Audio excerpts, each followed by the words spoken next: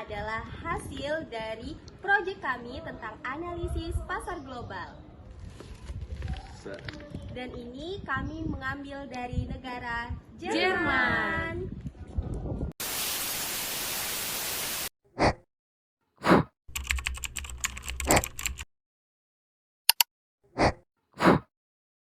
Halo semuanya, perkenalkan, saya Cynthia Nurahmadani. Di sini saya akan menjelaskan mengenai proyek yang telah kami buat, yaitu tentang analisis pasar global, di mana kelompok kami mengambil negara Jerman sebagai proyek yang kami buat. Nah, jadi di sini saya akan menjelaskan mengenai sejarah perusahaan Jerman.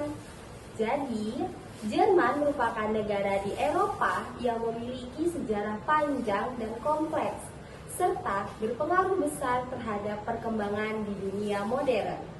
Awalnya, wilayah ini dihuni oleh suku-suku Germanik loh, seperti Saxon, Frank, dan Bavarian. Sebelum kemudian menjadi bagian dari Kekaisaran Romawi Suci yang berdiri pada tahun 962 Masehi di bawah Otto I. Pada abad ke-16, reformasi Protestan yang dipelopori Martin Luther memecah belah wilayah Jerman secara agama dan memicu perang 30 tahun yang menghancurkan banyak daerah. Setelah masa kekuasaan Napoleon dan pembentukan konfederasi, Jerman berupaya melakukan penyatuan di bawah pimpinan Otto von Bismarck dari kerajaan Prusia hingga akhirnya Jerman bersatu pada tahun 1871 di bawah Kaisar Wilhelm I. Namun, keterlibatan Jerman dalam Perang Dunia I menyebabkan runtuhnya kekaisaran dan berdirinya Republik Weimar loh yang tidak stabil. Lalu, kondisi ini dimanfaatkan oleh seorang tokoh bernama Adolf Hitler untuk naik ke tampuk kekuasaan pada tahun 1933 yang kemudian membawa Jerman ke dalam Perang Dunia II dan tragedi kemanusiaan Holocaust. Setelah kekalahan pada tahun 1945, Jerman terbagi menjadi dua negara. Ada negara jadi Jerman Barat dan jadi Jerman Timur, hingga akhirnya bersatu kembali pada tanggal 3 Oktober 1990 setelah runtuhnya tembok Berlin. Nah, kini Jerman menjadi negara demokrasi parlementer dengan ekonomi terbesar di Eropa, pusat industri dan teknologi, serta memiliki peran penting dalam Uni Eropa dan dunia internasional. Cukup menarik bukan tentang sejarahnya? Nah, tadi udah membahas mengenai sejarah perusahaannya. Sekarang kita mulai masuk nih ke pembahasan intinya, yaitu mengenai analisis pasar global di negara Jerman. Nah, jadi teman-teman harus tahu nih, bahwasannya ekonomi Jerman adalah yang terbesar ketiga loh di dunia dan menyumbang sekitar seperempat. Seperempat itu sekitar 24% dari PDB Uni Eropa pada tahun 2024. Kemudian, Jerman juga merupakan mitra dagang Eropa terbesar Amerika Serikat dan pasar terbesar ke-7 untuk ekspor Amerika Serikat pada tahun 2024. Nah, ekonomi pasar sosialnya sebagian besar mengikuti prinsip-prinsip pasar, tetapi dengan tingkat regulasi pemerintah yang cukup besar dan program kesejahteraan sosial yang luas, dengan populasi sekitar 83,6 juta jiwa pada tahun 2024, Jerman merupakan pasar konsumen terbesar di Uni Eropa. Signifikansi pasar Jerman melampaui batas wilayahnya loh. Jerman juga pernah menjadi tuan rumah bagi beberapa pameran dagang terbesar di dunia, seperti di Medica, Hannover Fair, dan pameran pariwisata ITEBA yang berperan penting dalam memfasilitasi perdagangan. Volume perdagangan, jumlah konsumen, lokasi yang strategis, dan di Jerman menjadi pusat Uni Eropa yang menjadikannya pasar utama bagi banyak perusahaan Amerika Serikat untuk membangun strategi ekspansi mereka di Eropa dan di dunia. Selanjutnya, perekonomian Jerman diperkirakan akan stagnan pada tahun 2025 setelah 2 tahun berkontraksi karena ketegangan perdagangan dan ketidakpastian global terus membebani ekspor dan investasi. Selanjutnya, konsumsi swasta diperkirakan akan mengalami pemulihan moderat didukung oleh inflasi yang lebih rendah dan peningkatan pendapatan real. Sementara investasi tetap lesu akibat pembiayaan yang ketat dan sentimensi yang lemah. Pertumbuhan diproyeksikan akan pulih menjadi 1,1% pada tahun 2026 yang akan datang, didorong oleh pemerintah domestik yang lebih kuat dan pemulihan investasi secara bertahap. Nah, cukup menarik kan tentang analisis pasar globalnya? Dan di sini kami mengambil perusahaan raksasa di negara Jerman, yaitu perusahaan BMW yang menjadi objek utama dalam analisis ini. Perkenalkan, nama saya Maria Novelisa Sihotang. Di sini saya akan menjelaskan sejarah perusahaan. Di Jerman terdapat beberapa perusahaan raksasa, salah satunya perusahaan BMW. Perusahaan BMW ini berdiri pada 7 Maret 1916 di Munich, Jerman. Awalnya, perusahaan BMW memproduksi mesin pesawat terbang. Namun setelah Perang Dunia I, BMW dilarang untuk memproduksi mesin tersebut. BMW beralih membuat sepeda motor pada tahun 1923 dan mobil pada tahun 1928. Pada masa Perang Dunia II, BMW kembali memproduksi mesin pesawat untuk militer Jerman. Setelah masa perang berakhir, pabrik-pabriknya hancur. BMW sempat memproduksi peralatan rumah tangga sebelum akhirnya kembali ke industri otomotif dengan peluncuran BMW 501 di awal 1950-an. BMW hampir bangkrut pada tahun 1959, namun diselamatkan oleh investor bernama Herbert Quandt. Pada tahun 1960, BMW kembali bangkit dengan seri Neue Klasse dan terus berkembang menjadi produsen mobil mewah dunia.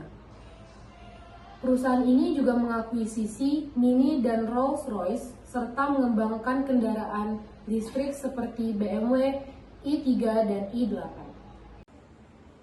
Oke, kita lanjut ke visi dan misi dari perusahaan BMW ini. Perusahaan BMW ini memiliki visi yaitu menjadi produsen premium paling sukses di dunia untuk mobilitas individual. Kemudian misinya yang pertama menciptakan mobilitas masa depan yang berkelanjutan. Yang kedua itu menghadirkan pengalaman berkendara premium yang inovatif. Yang ketiga, menjadi perusahaan yang bertanggung jawab terhadap sosial dan lingkungan. Yang keempat, mendorong digitalisasi dan konektivitas, serta yang terakhir, memberdayakan karyawan dan kolaborasi global. Nah, kemudian kita masuk ke strategi perusahaan dalam memasuki pasar global. Nah, kalau dilihat dari bentuk operasional dan strategi bisnisnya, BMW Group termasuk perusahaan yang bergerak di bidang ekspor dan joint venture. BMW Group adalah perusahaan yang bergerak di bidang otomotif dan mobilitas premium. BMW menerapkan berbagai strategi agar dapat bersaing dan memperluas pangsa pasar di seluruh dunia. Strategi utamanya meliputi yang pertama, BMW membangun pabrik pusat produksi di berbagai negara seperti Amerika Serikat, Inggris, Tiongkok, Afrika Selatan, dan juga Meksiko. Kemudian yang kedua, BMW berinvestasi besar dalam kendaraan listrik dan hibrid. Melalui ini, BMW i atau misalnya BMW i3, i4, iX, dan i8. Perusahaan juga mengembangkan mobil otonom dan konektivitas digital agar tetap relevan di era mobilitas modern. Strategi ini membantu BMW bersaing dengan produksi mobil masa depan seperti Tesla dan merek Asia. Kemudian yang ketiga, BMW menempatkan diri sebagai merek premium dengan performa tinggi dan desain elegan. Yang keempat, untuk memperluas pasar, BMW mengakuisisi merek-merek seperti Mini di Inggris dan Rolls-Royce mewah. Yang kelima, BMW mengembangkan platform digital seperti BMW My BMW App dan sistem Connected Drive yang meningkatkan interaksi pelanggan dengan kendaraan dan layanan purna jual. Strategi ini memperkuat loyalitas pelanggan di pasar internasional. Perkenalkan, nama saya Reksa Ataya Laskar Nugroho. Selanjutnya saya akan menjelaskan hambatan dalam memasuki pasar global. Dalam memasuki pasar global, BMW Group menghadapi berbagai hambatan dan tantangan yang cukup kompleks. Salah satu permasalahan utama adalah perbedaan regulasi dan kebijakan pemerintah di setiap negara terkait standar emisi, keamanan, dan impor kendaraan yang mengharuskan BMW menyesuaikan produknya sesuai kebutuhan lokal, sehingga meningkatkan biaya riset pada produksi. Selain itu, sebagai produsen mobil mewah, BMW juga mengalami kesulitan bersaing dari segi harga di negara berkembang yang memiliki daya beli rendah. Tantangan lain muncul dari persaingan ketat di sektor kendaraan listrik, terutama dengan merek seperti Tesla dan BYD yang menawarkan harga lebih terjangkau. BMW juga sempat terdampak gangguan rantai produk lokal akibat krisis dan pandemi COVID-19. Nah, selanjutnya cara mengatasi hambatan yang terjadi. Yang pertama itu adalah lokalisasi produksi.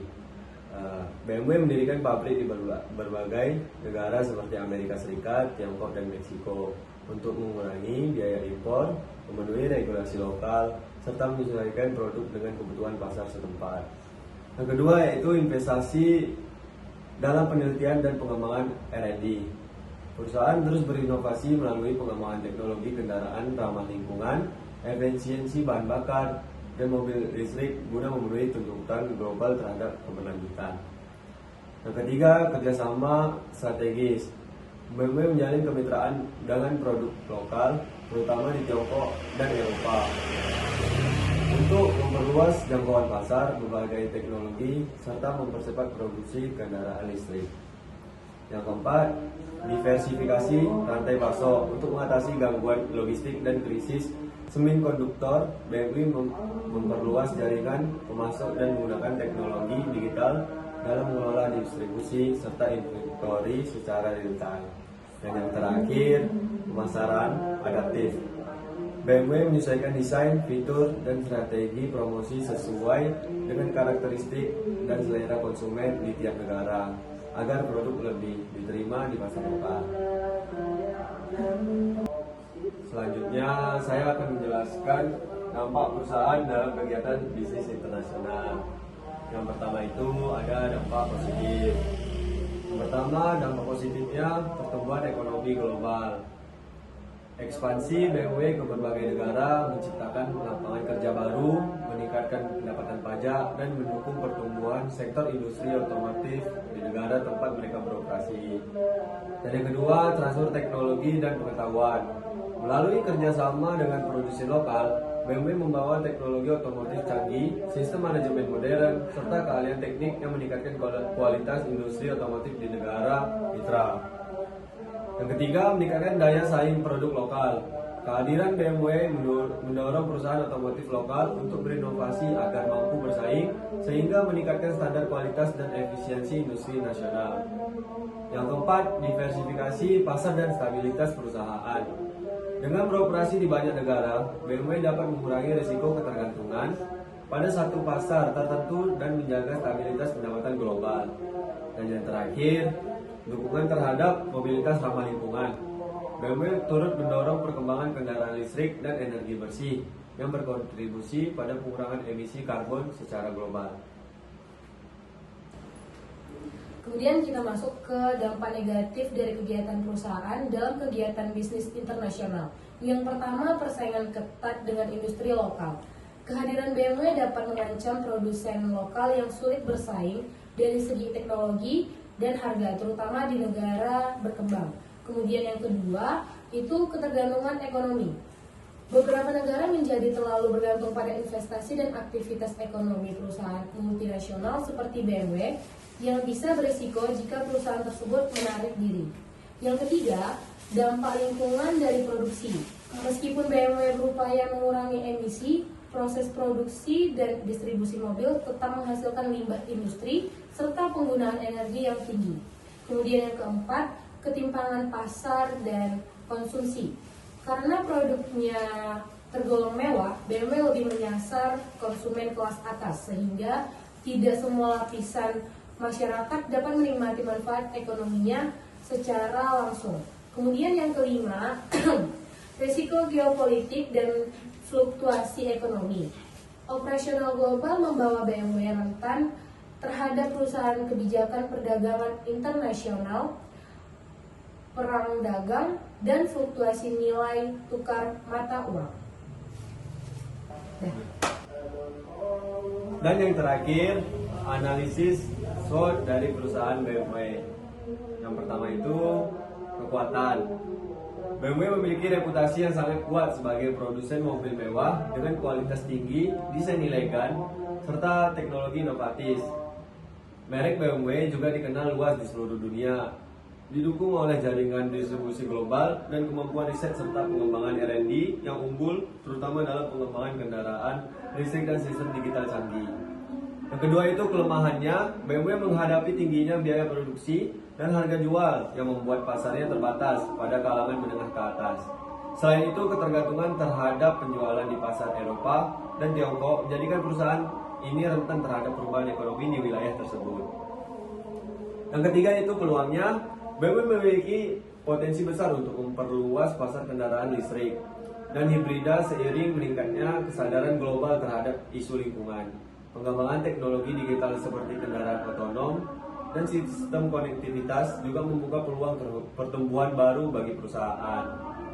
Dan yang terakhir, ancamannya datang dari persaingan ketat di industri otomotif, terutama dengan produsen seperti Tesla, Mercedes-Benz, dan merek-merek Tiongkok yang menawarkan mobil listrik dengan harga lebih terjangkau. Selain itu, perubahan kebijakan perdagangan internasional, fluktuasi mata uang, serta isu berkelanjutan dan krisis rantai pasok juga menjadi tantangan serius bagi BMW. A few moments later.